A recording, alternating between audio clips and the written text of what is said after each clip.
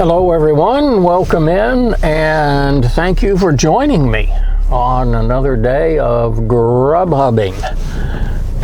Just finished my first delivery and ready to head out and see if we can get some more action as we get a little closer to where there are some restaurants.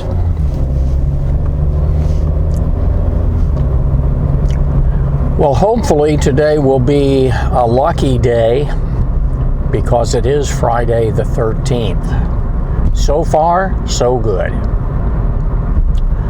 But you're talking about a guy whose 13th birthday was on Friday the 13th. So you never know what GrubHub will bring for today. I've always said GrubHub is kind of like a box of chocolates. You never know what you're going to get.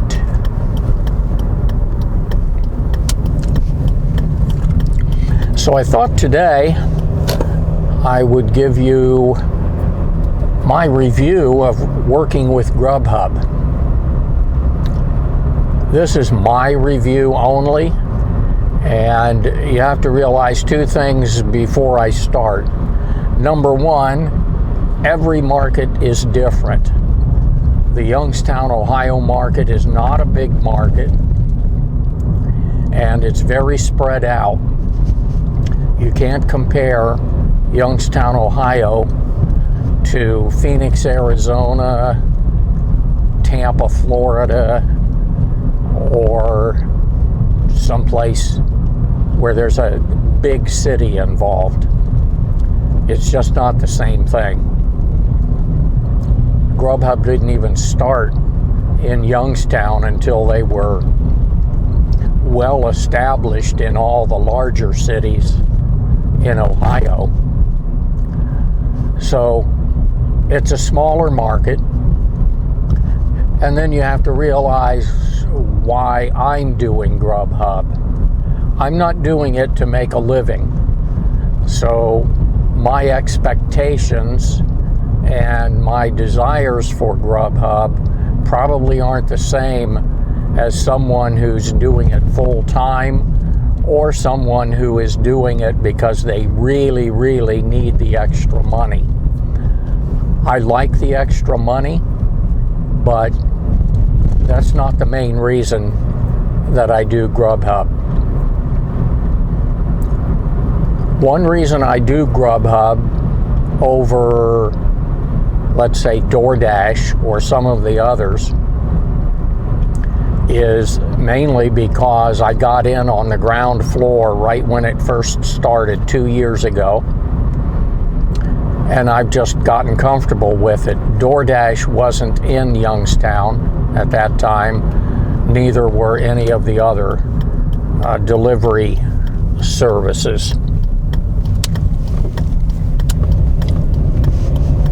So, because I just got started on the ground floor and was familiar with it, that's what I went with. Plus the fact that when I started, there were so few drivers that it was just incredibly busy.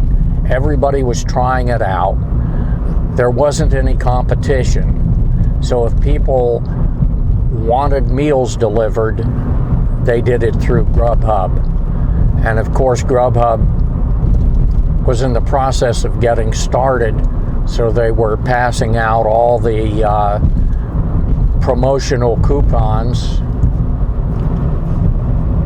You know, order $12 worth of meals and get $10 off or something. But it was just incredible. It was really, really busy. Then as more people came on, and DoorDash especially, along with Uber Eats came in, then GrubHub didn't get as busy. When I first started, you didn't have to schedule a block at all. No matter when you worked, you would be swamped. then as more and more people and more companies came in and there was more competition, suddenly if you wanted to make any money, you had to sign up for blocks, and those are the people who are going to get the first shot at any orders.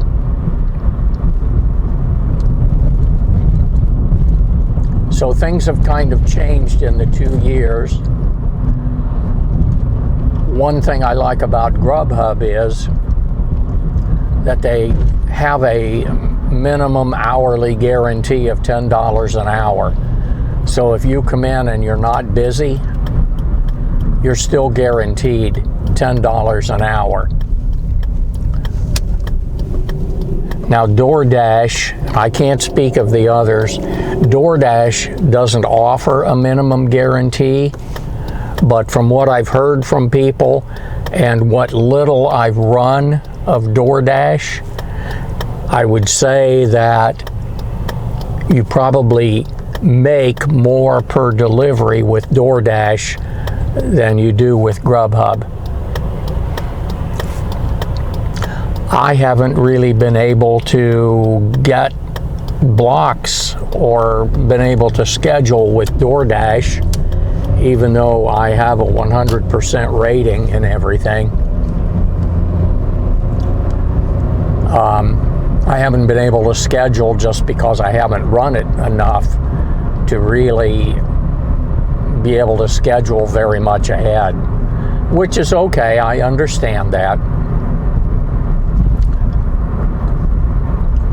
So that's one of the situations. So right now I'm between orders, so I'm just going to go over here and park, wait for an order, and then I'll come back to you. And actually everything I've said so far has just been kind of groundwork on what I'm going to be telling you, the pros and cons of what I think about GrubHub. So we'll be back in a little while. All right, we're hopping down to IHOP to pick up a couple of orders. So getting back to GrubHub, the one thing that you also have to take into consideration besides the market here in Youngstown is why I'm doing GrubHub. I'm retired, so I do it mainly just to have something to do, and while I'm doing it, I can earn a little extra money. I just get too bored sitting around the house being retired. So it's a great situation for me because I can do it when I want. So let me talk about first what are the advantages. And the biggest advantage for me by far, like I said, is being able to work when I want.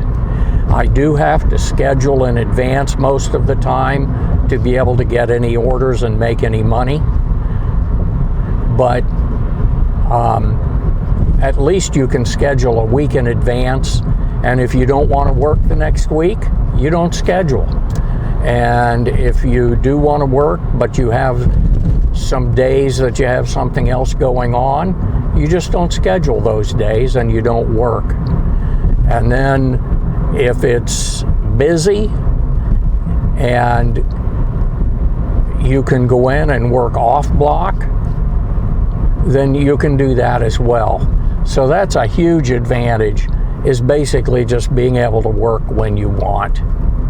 Number two, it's incredibly easy work. Rarely do you have anyone who says anything negative to you. Even if you're late with a meal, in 2 years I've had one person complain to me, and he had a legitimate gripe. And part of that was my fault, and a lot of it wasn't, but he had a legitimate gripe, so I couldn't really blame him. But overall, even if you're late with a meal, people kind of understand. And especially if you keep them informed as to what's going on. If you're going to be way late, send them a text and let them know what the situation is. Most of them are fine with that. Most of the restaurants I deal with, they're fine. I don't get upset if I have to wait a while at a restaurant for a meal. That's just the way it is. I go in, when they get the meal ready, I take it and I deliver it. And I don't get too upset about anything else, especially things that I can't control. So it's really easy work. You can do it when you want. The pay isn't great, but you're not working that hard. And you're dealing with the public, but there's very little blowback from the public. The other thing that I really like is the fact that you don't have someone hovering over you all the time telling you how to do your job. Basically, if you head out to pick up the meal, if you deliver it as quickly as you can, you've done your job. Occasionally, I'll get a call from GrubHub. Even more infrequently, a call from a diner. But usually it's just how long till you get to the place. The customer called wondering when you're going to be there, that type of thing. But you get maybe one call every 2 weeks, so it's no big deal, and they're really not hassling you. They're just usually responding to the customer. So those are the big advantages of GrubHub. The big disadvantage, I must have a stalled car or something up here. The big disadvantage of it is the wear and tear on your car. Yes, you can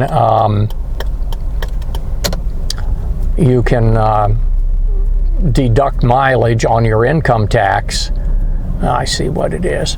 You can deduct mileage on your income tax, but you still have a lot of money in gasoline and all of that that you have to pay for on a daily basis, and you do put a lot of wear and tear on your car. But I look at that as just a trade-off. I would love not to put so much mileage on the car, but I still do GrubHub because it's really better for me than just about any other type of part-time job I can get. A lot of times I think, oh, well, it might be nice to get another part-time job, but then they're going to tell me when I have to work, some of the hours I may not like, but I have to go in anyway. You've got co-workers who you may or may not get along with, and believe me, I can get along with just about anyone. But at 68 years old, I just prefer not to have the hassle. So it works great for me. It's different for every person. Some people get worked up when they have to wait at a restaurant, or if they don't get the kind of tip they want, or they have to drive a long ways to deliver an order. You know, I don't like driving a long way to deliver an order that isn't going to pay very much, but I just consider it part of the job. And you can turn down orders, but I normally don't. About the only time I will reject an order is if it's right at the end of my shift, when I have a minute or two left in my shift, then I might reject an order. But most of the time, regardless of the mileage, regardless if there's a tip, regardless of how much the delivery pays. I just take it. So that's my take on GrubHub. If you drive GrubHub and you watch this video, you may agree with it, you may not. If you don't agree with it, I completely understand, because every situation is different. So, okay, that's the deal. We're now headed to IHOP to pick up a couple of orders. And I've got messages. I don't even know who this is from. Is it 2 p.m. for delivery or sooner, because it hasn't been updated. I don't even know what that means. I'm just going to pick up the order and deliver it and ignore that message. I don't know if it came from the client, if it came from GrubHub, or what the situation is. All I know is my app says to pick up 2 orders from IHOP.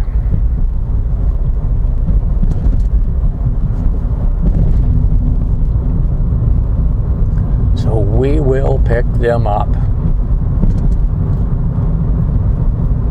So as you can see, a sunny day today.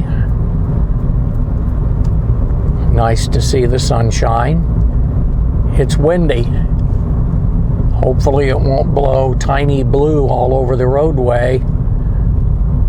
It's a tiny little vehicle that's a light, so we could get blown away.